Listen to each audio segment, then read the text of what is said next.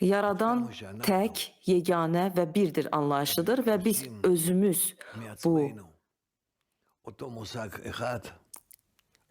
bir anlayışına çevrildiyimiz dərəcədə onu hiss etməyə, anlamağa və ona haqq qazandırmağa başlayırıq.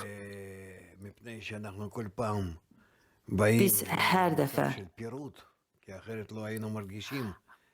ayrılıq halından gəlirik, çünki əks halda birlik anlayışını hiss edə bilməzdik.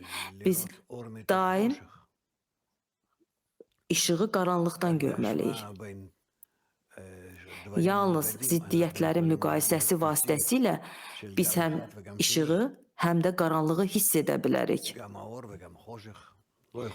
Biz qaranlığı qaranlıqda, işığı isə işıqda görə bilmərik. Biz birini digərinin fonunda görməliyik. Ona görə də Yaradanı yalnız o halda haqlandıra bilərik ki, birləşirik.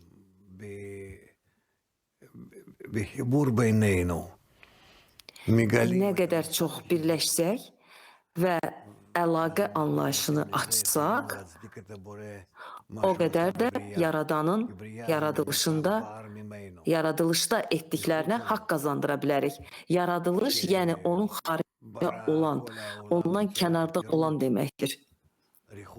Yaradan bütün dünyanı parçalanma, uzaqlaşma, sınma, klipot, sitra, axra və s. formada yaratdı. Və bütün bunlar bizə ziddiyyətləri birləşdirmək imkanı vermək üçündür. Onlar ziddiyyətli olsalar da, biz onları sevgi gücü ilə birləşdiririk.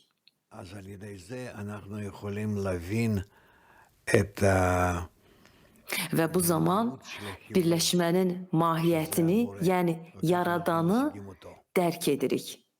Biz onu bu şəkildə aşkar edirik.